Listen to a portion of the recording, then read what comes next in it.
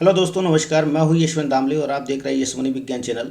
यशवनी विज्ञान चैनल में आपका स्वागत है। आज के वीडियो में हम यहाँ सीखेंगे अध्याय 10 गुरुत्वाकर्षण के अंतर्गत ऊंट रेगिस्तान में आसानी से दौड़ पाता है क्यों, ट्रक या बस के टायर अधिक चौड़ा होता है क्यों, और काटने वाले औजारों की धार तेज होती है क्यों, और कील की नोक नुकीली होती है क्यों। इन सब के पीछे क्या कारण है और इन सब के कारणों से क्या लाभ मिलता है। वास्तव में ये किस तरीके से कार्य करते हैं, इनके बारे में हमें जानना है। तो चलिए आइए शुरू करते हैं एक छोटे से इंट्रो के साथ।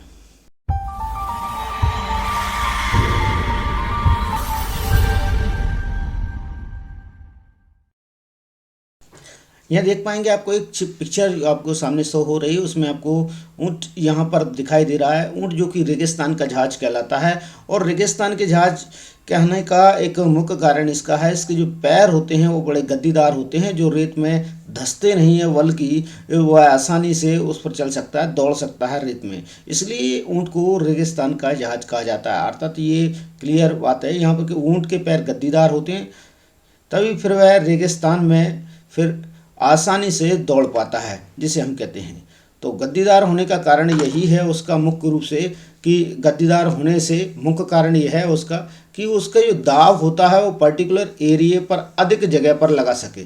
ठीक, तो यहाँ पर आपके सामने जो बात निकल कर आ रही है वह यह होगी कि उसके पैरों द्वारा जो दाब लगाया जा रहा है, ठीक ना, वो उसका एरिया बढ़ जाता है। अगर उसके पैर नुकीले होते तो एक उससे कम एरिया में दाब लगाते, जिसके कारण उसके पैर फिर रेत में धंस जाती, जिसके कारण वो आगे नहीं बढ़ पाता।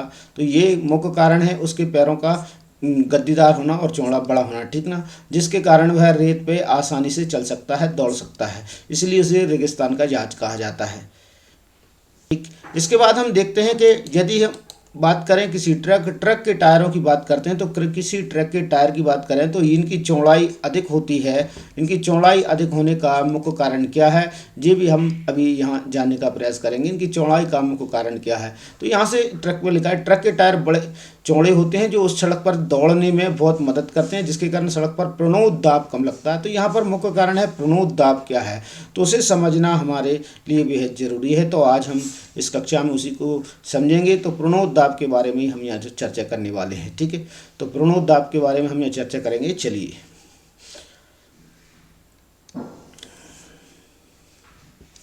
सबसे पहले आप यहाँ पर देख रहे होंगे आपके सामने एक लकड़ी बोर्ड यहाँ पर दिया गया है। ठीक है, कटा हुआ पेड़ यहाँ पर है लकड़ी की में। यहाँ पर एक कील आपके सामने मौजूद है, नेल आपके सामने मौजूद है, हैमर एक हथौड़ा यहाँ पर मौजूद है, जिसे आप बोलना चाहें तो।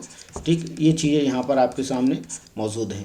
आप जानते हैं कि कील को ठोकने के लिए हथौड़े की सहायता ली जाती है। जब हथौड़े से कील पर मारी जाती है, चोट मारी जाती है, तब कील अंदर लकड़ी में प्रवेश करती है, जो घुस जाती है, ठीक ना, अंदर प्रवेश करने लगती है। तो ये कारण क्या है, ये वो बल के कारण ऐसा हो रहा है, ये फोर्स के कारण ऐसा हो रहा है, जो आप देख पा रहे होंगे। तो फोर्स कहाँ काम कर रहा है, क्या फोर्स है, किस तरीके से काम करता है, उसके लिए हम यहाँ आपको बताने वाले हैं कि वास्तव में किस तरीके से ये काम करता है।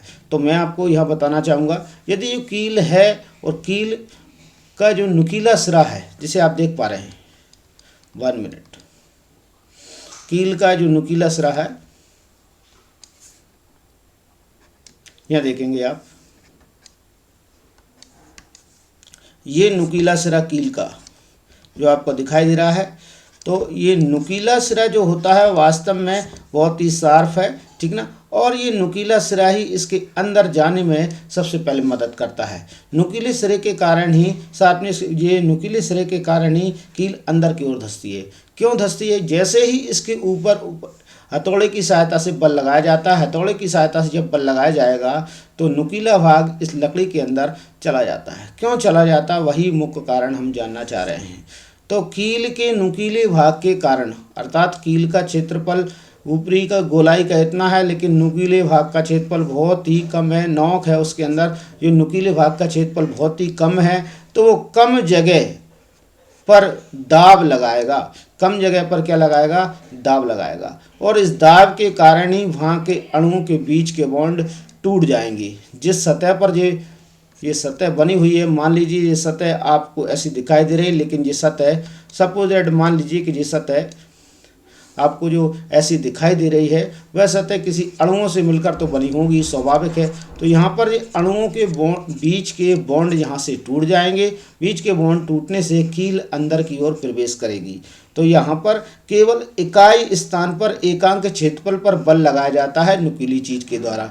तो यहाँ से जब वो इकाई क्षेत्र पर या एकांक क्षेत्र पर बल लगाएगा तो वहाँ से वह जगह वैसे कील अंदर धंसती हुई चली जाएगी। अगर मान लीजिए कील की जगह हम उल्टे तरीके से कील को ठोकना चाहें, इस साइड से हम कील को पलट कर ठोकने की कोशिश करें, तो क्या जी कील ठोक पाएगी? नहीं ठोक पाएगी। अर्थात कील को अंदर प्रवेश करा पाएंगे लकड़ी में? नहीं करा पाएंगे। क्यों? क्योंकि बल अधिक लगाना पड़ेगी। थोड़ा बहुत इसमें गड्ढा हो पाएगा, हॉल हो पाएगा, लकड़ी पे दाब लग पाएगा, लेकिन कील इसके अंदर नहीं जा पाएगी। क्यों? क्योंकि इसके क्षेत्रफल का मान ज़्यादा है और यहाँ से कील को ठोकना कठिन है, जबकि नुकीली सतह से कील को ठोकना अधिक प्रभावी है और अधिक मददगार भी साबित होगा और वो वहाँ से जल्दी अंदर प्रवेश कर जाएगी। इसका मुख्य कारण यही है। तो यहाँ हम सबसे पहले बात समझ लेते हैं कि किस प्रकार से प्रणोद काम करता है। ये प्रणोद है क्या, वो हम यहाँ पर देखते हैं। यहाँ हम बात करेंगे कि किस प्रकार से प्रति एकांक क्षेत्रफल पर जो दाब लग रहा है, प्रति एकांक क्षेत्रफल पर जो भी दाब लग रहा है यहाँ पर जिसकी हम बात कर रहे हैं, प्रति एकांक क्षेत्रफल पर जो भी जहाँ पर दाब लग रहा है वह दाब ही उसका क्या कहलाता है? प्रणोद कहलाता है। यहाँ पर आप देख पाएंगे वह दाब ही क्या कहलाएगा? प्रणोद कहलाएगा, जो प्रति एकांक पर लग रहा है। और बात करते हैं यदि प्रति एकांक पर लगने वाला दाब ही प्रणोद कहलाता है, तो सपोज मान लीजिए कि यदि कोई बॉक्स, यदि हम ऐसे में खड़े में यदि कोई बॉक्स को रखते हैं तो ठीक है, इस जमीन के एरिया पर, सरफेस पर प्रति एकांक क्षेत्रफल पर लगने वाले दाब का मान ज़्यादा होगा। किसकी अपेक्षा ज़्यादा होगा? यदि इस बॉक्स को मैं यहाँ पर लिटा देता हूँ या हम बॉक्स को आड़ा कर दें। अब बॉक्स को हमने कर दिया है आड़ा, यदि हम बॉक्स को वर्टिकली रखने की जगह हॉरिजेंटल रखते हैं तो हॉरिजेंटल रखने पर दाब का मान कैसा हो जाएगा? इकाई क्षेत्रफल पर कम हो जाएगा। बल का परिमाण तो उतना ही रहेगा, वेट उतना ही है उसका, तो बल का परिमाण उतना ही रहेगा, लेकिन साथ साथ में प्रति एकांक पर लगने वाला जो दाब का मान हो जाएगा वो कैसा हो जाएगा? कम हो जाएगा। तो यहाँ पर हो जाएगा प्रणोद कम, आप जिसे कहेंगे, और यहाँ हो जाएगा प्रणोद की मात्रा है, वो प्रणोद की मात्रा होगी वो यहाँ पर रहेगी अधिक। तो इस प्रकार से हम यहाँ पर देख पाएंगे प्रणोद कैसे काम कर रहा है।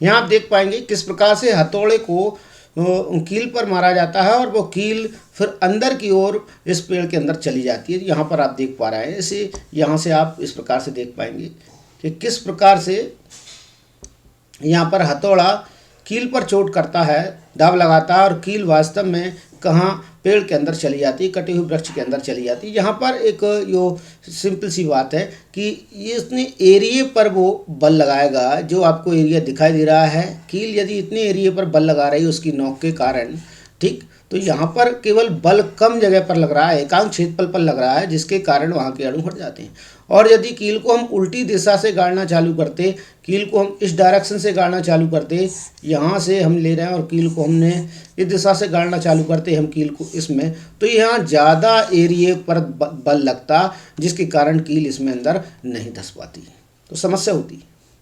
तो इसीलिए नुकीले साइड से कील को यहाँ पर गाड़ा जा रहा है, ठोका जा रहा है। तो ये सरफेस एरिया कैसा हो जाता है? कम हो जाता है। तो हम ये कहेंगे कि यहाँ पर जो सरफेस, जो भी सरफेस है या सतह है, सतह का जो एकांक क्षेत्रफल है वहाँ पर प्रति एकांक क्षेत्रफल पर दाब का मान कम लगता है, ठीक, तो वहाँ पर दाब का मान कम लगता है तो कील अंदर नहीं जा पाएगी। और दाब का मान अधिक हो जाए प्रति एकांक क्षेत्रफल पर तो हम कहेंगे प्रणोद का मान बढ़ गया है। वो कहाँ हो जाएगा? जहाँ प्रति एकांक क्षेत्रफल पर दाब का मान यहाँ पर कैसा है? अधिक है। और यहाँ पर प्रति एकांक क्षेत्रफल पर दाब का मान कैसा है? कम है। तो यहाँ पर दाब का मान कैसा रहेगा? कम। और यहाँ पर दाब का मान कैसा रहेगा? अधिक रहेगा। तो दोनों को आपको समझना है, दाब का मान अधिक और कम।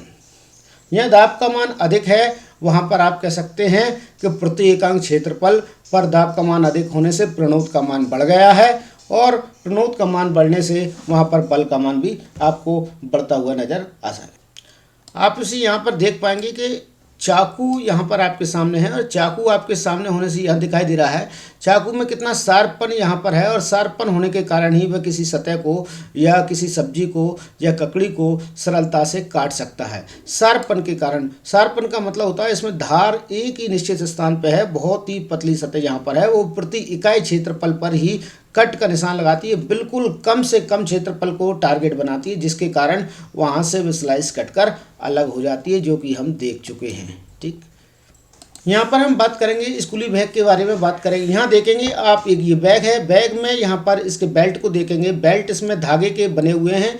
धागे वाले बेल्ट से जब आप कंधों पर से बेल्ट को टांगोगे तो यहाँ पर दाब का मान अधिक लगेगा और आपको ये बेल्ट ज़्यादा गड़ेंगे, क्योंकि इसमें अगर भार रखा हुआ है, इसमें भार का मान ज़्यादा, द्रव्यमान का मान ज़्यादा, तो यहाँ पर ये बेल्ट आपको गड़ेगा, चुभने लगेगा एक समय बाद। ठीक ना, और निशान यहाँ पर आपको छोड़ जाएगा बॉडी पर। ठीक है, गड़ने के कारण। ठीक, कुछ समय तक आपकी स्किन दबी रहेगी ये बेल्ट के कारण। क्यों? क्योंकि ये कैसे हैं, बहुत ही पतले हैं बेल्ट इसके बैग के, इसीलिए वह वहाँ पर दाब का मान ज़्यादा लगाते हैं, अर्थात वहाँ प्रणोद का मान ज़्यादा हो जाता है, मैं ये कहूँगा। ठीक, इस बेल्ट की अपेक्षा, तो इस बेल्ट को रखेंगे तो ये हमारे जीन्स के बेल्ट की अपेक्षा थोड़ा बेटर देन अधिक बेल्ट इसकी चौड़ी है, जिसके कारण इसमें कम प्रणोद उत्पन्न होगा। ठीक ना, कम प्रणोद उत्पन्न होगा, जिसके कारण बैग को टांगने में सरलता होगी और सहज रूप से इसे व्यक्ति टांग सकेगा। लेकिन इनकी बात करें इस बैग की अपेक्षा ये बैग टांगने में और ज़्यादा सरलता होगी, क्योंकि इसकी बेल्ट जो होती हैं बैग की, वहाँ पर आपको दिखाई दे रही हैं बैग की बेल्ट जो बालिकाओं ने टांग रखी हैं, वहाँ से वास्तव में ये बेल्ट चौड़ी है और गद्दीदार है, जिसके कारण इनकी जो प्रणोद यहाँ पर काम करेगा, शोल्डर पर यहाँ पर प्रणोद काम कर रहा है बच्चों की। ठीक है, ये प्रणोद काम कर रहा है, तो वो वास्तव में क्या है, प्रति एकांक क्षेत्रफल पर वास्तव में अधिक प्रति एकांक क्षेत्रफल पर काम कर रहा है, जिसके कारण प्रणोद बल का मान बहुत कम हो गया है और यहाँ पर इन्हें वजन की मात्रा भी कम हो जाएगी, भार की मात्रा भी कम हो जाएगी, तो यहाँ पर बहुत कम प्रणोद काम करेगा। तो यही हम कहना चाहते हैं कि अधिक क्षेत्रफल पर यदि दाब लगाया जाता है तो प्रणोद की मात्रा में कमी आ जाती है, लेकिन प्रति एकांक क्षेत्रफल पर दाब का मान यदि लगाया जाता है तो वहाँ प्रणोद की मात्रा बढ़ जाती है। इसलिए कील को ठोकना आसान हो पाता है।